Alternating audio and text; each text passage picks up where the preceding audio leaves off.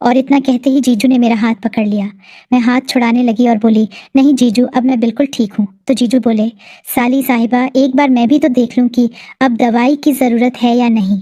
फिर जीजू मुझे गोद में उठाकर अंदर कमरे में ले गए और बेड पर लिटा दिया। मैं कहने लगी, छोड़ो जीजू, प्लीज़ मुझे छोड़ दो। जीजू ने एक नहीं सुनी। जीजू बोले, साली साहिबा, जब से मैंने तुम्हें देखा है तब से मैं पागल हो गया हूँ। मैंने कहा, जीजू प्लीज छोड़ दो, दीदी आ जाएंगी। दोस्तों, स्वागत है आपका हमारे चैनल पर। मेरा नाम रोशनी है। अचानक मेरी तबीयत खराब हो गई। तब मेरे मम्मी पापा मुझे हॉस्पिटल लेकर गए। अस्पताल पहुंचने पर डॉक्टरों ने अल्ट्रासाउंड कराया। इसके बाद पता चला कि मेरे पेट में पथरी है। डॉक्टर ने ऑपरेशन करके पथरी तो निकाल दिया, पर उसका निशान अभी रह गया था। कुछ महीने बाद मैं दीदी के पास रहने उनके ससुराल आ गई थी। मेरी दीदी मुंबई शहर में रहती थी। वैसे तो मम्मी मुझे भेजती नहीं है, इसलिए कि कहीं मैं किसी लड़के के साथ मिलकर अपना मुंह काला ना करवा लूं। क्योंकि दीदी के घर में किराए पर कमरा लेकर पढ़ने वाले लड़के भी रहते थे। जब मैं दीदी के यहाँ जाती तो वह सब मुझे देखते थे। मेरी दीदी का घर 4 मंजिला का है। चौथी मंजिल पर दीदी और जीजू रहते हैं और तीसरी मंजिल पर दीदी के सास ससुर रहते थे और बाकी की मंजिल पर कुछ लड़के किराए पर कमरा लेकर रहते थे। इस बात की चिंता दीदी को थी कि कहीं कोई लड़का मुझे पटा ना ले। मेरी दीदी कहती थी कि आजकल के लड़कों का प्यार तो बस बिल्लो रानी पर जाकर खत्म होता है। वे तो सिर्फ बिल्लो रानी के प्यासे होते हैं। वैसे मैं इससे पहले 1-2 बार गर्मियों में दीदी के पास रहने आई थी। मेरा मन होता है कि मैं दीदी के पास रहूं, फिर भी मम्मी मना कर देती थी। इसी बात पर कभी कभी मम्मी से मेरी लड़ाई भी हो जाती थी। मेरे जीजू मुझसे बहुत हंसी मजाक करते रहते थे। जब से दीदी की शादी हुई है तभी से जीजू मुझे पटाने की फिराक में थे। ऐसा मैंने कई बार नोटिस किया था। मैं दीदी के यहाँ गई तो मुझे देखते ही जीजू बोले, आ गई मेरी साली साहिबा, कैसी हो। वे दीदी के सामने भी मुझे छेड़ते रहते थे। वो बहुत ही नॉटी थे। मेरे पेट पर ऑपरेशन का निशान अभी भी था। उसके लिए जीजू कहते थे कि अब तो तुम्हारे पेट पर मुहर लग चुकी है, जरा मैं भी देख लूं कैसी है मुहर। ऐसा बोलकर वो मुझे चिढ़ाते रहते थे। एक बार जीजू बोले, काश मैं डॉक्टर होता, फिर तुम्हारा ऑपरेशन मैं खुद करता। मैंने कहा, इसमें क्या हुआ, कर लेते। जीजू बोले, अगर मैं डॉक्टर होता तो तुम्हारे सारे कपड़े निकालकर तुम्हारा ऑपरेशन करता।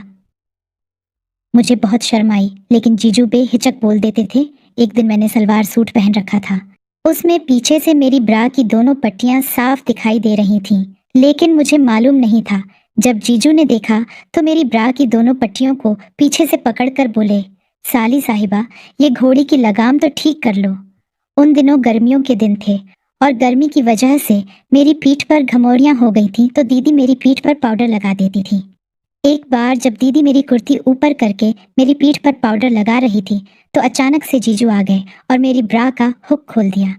जीजू कहने लगे, साली साहिबा, रात को इतनी टाइट ब्रा पहनकर मत सोया करो। मैंने कहा, दीदी देखो ना, जीजू फिर परेशान कर रहे हैं। दीदी बोली, ठीक ही तो कह रहे हैं, रात को ब्रा निकाल कर सोया करो। मैं अपना नाइट सूट लाना भूल गई थी तो दीदी ने अपनी गाउन दे दी थी, जो मुझे बहुत ढीली आती थी और उसका गला भी बड़ा था, जिसमें से मेरे गोल मटोल भी दिखाई दे जाते। जीजू की नज़र तो वहीं पर टिकी रहती थी। एक बार तो जीजू बोले, साली जी, सबसे पहला क्रिकेट मैच तो मैं ही खेलूंगा इस पिच पर। एक दिन की बात है, सुबह जीजू ऑफिस जा चुके थे। दीदी को बैंक का कुछ काम था, इसलिए दीदी बैंक चली गई थी। मैं घर पर ही थी। तभी मेरे फ़ोन पर एक कॉल आई। मैंने देखा तो वह मेरी सहेली की कॉल थी। बहुत दिनों से उससे बात नहीं हो पाई थी और अपनी सहेली से बात करने लगी। वह मेरी हालचाल पूछने लगी तो उसको अपने ऑपरेशन वाली बात बताने लगी। जब मैंने इतना कहा तभी पीछे से जीजू आ गए और बोले, साली साहिबा, दाने ठीक हो गए और बताया भी नहीं। पता नहीं कब जीजू ऑफिस से आ गए होंगे। जीजू बोले, किसका फ़ोन था। मैंने कहा, मेरी सहेली का फ़ोन था, और मैंने तुरंत फ़ोन काट दिया। फिर जीजू बोले, तुम्हारे दाने बिल्कुल ठीक हो गए हैं, मैं भी तो देखूं ज़रा। और इतना कहते ही जीजू ने मेरा हाथ पकड़ लिया। मैं हाथ छुड़ाने लगी और बोली, नहीं जीजू, अब मैं बिल्कुल ठीक हूँ। तो जीजू बोले, साली साहिबा, एक बार मैं भी तो देख लूँ कि अब दवाई की ज़रूरत है या नहीं। फिर जीजू मुझे गोद में उठाकर अंदर कमरे में ले गए और बेड पर लिटा दिया। मैं कहने लगी, छोड़ो जीजू, प्लीज़ मुझे छोड़ दो। जीजू ने एक नहीं सुनी। जीजू बोले, साली साहिबा, जब से मैंने तुम्हें देखा है तब से मैं पागल हो गया हूँ। मैंने कहा जीजू प्लीज छोड़ दो, दीदी आ जाएंगी। लेकिन जीजू अब कहाँ मानने वाले थे, और दीदी भी 3-4 घंटे से पहले नहीं आने वाली थी। ये तो जीजू को अच्छी तरह पता था। जीजू बोले, साली साहिबा आज तो तुम्हें मेरे साथ क्रिकेट मैच खेलना ही पड़ेगा। मैंने उनको मना किया लेकिन वह नहीं माने, कहने लगे सबसे पहले बैटिंग तुम करोगी या मैं अनाड़ी बनने का नाटक करती रही और कहा मुझे बैटिंग नहीं आती है। जीजाजी बोले, कोई बात नहीं, मैं तुम्हें बैटिंग सिखा देता हूँ। इतना कहकर जीजू ने बैटिंग शुरू कर दी और दनादन चौके छक्के मारने लगे।